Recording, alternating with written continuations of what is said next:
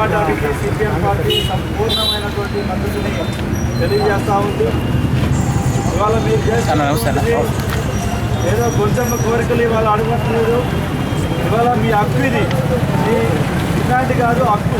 ఎందుకు హక్కు అని చెప్పేసి చెప్తున్నామంటే ఇవాళ గ్రామీణ ఉపాధి హామీ పథకం అనేటటువంటిది ఆనాడు 2004వ సంవత్సరంలో యూపీఏ 1 గవర్నమెంట్ ఏర్పడినప్పుడు కాంగ్రెస్ పార్టీకి స్పష్టమైనటువంటి మెజార్టీ రాకపోతే ఆనాడు కాంగ్రెస్ పార్టీ వామపక్షాలకి 64 ఎంపీ గెలవడం వల్ల గెలిచినటువంటి వామపక్షాల మద్దతు కోరడం కోసం కాంగ్రెస్ పార్టీ ఆనాడు సిపిఐ కార్యాలయాలకు వచ్చి మీరు మద్దతు ఇవ్వండి అని చెప్పేసి అడిగితే మేము మీకు మద్దతు ఇవ్వాలంటే ఇవాళ పేదలకు సంబంధించినటువంటి చట్టాలు తీసుకొస్తేనే మేము మద్దతు ఇస్తాం తప్ప మీకు మద్దతు మేము ఇచ్చే ప్రసక్తి లేదని చెప్పేసి చెప్పిన తర్వాత ఒక ఉమ్మడి ఐక్య కార్యాచరణ ఏర్పడి ఆనాడు వామపక్షాలుగా అటవీ హక్కు చట్టాన్ని, గ్రామీణ ఉపాధి హామీ చట్టాన్ని, సమాచార హక్కు చట్టాన్ని,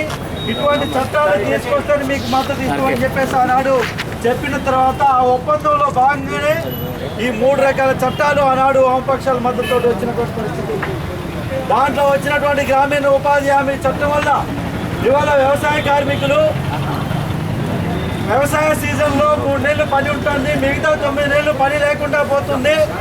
ఆ పని లేకుండా ఖాళీగా ఉన్నటువంటి టైంలో పస్తులు ఉండాల్సిన పరిస్థితి వ్యవసాయ కార్మికులకు ఉంటుంది. కాబట్టి వాళ్ళకి కనీసం ఒక 100 రోజుల పాటు పని కల్పిస్తే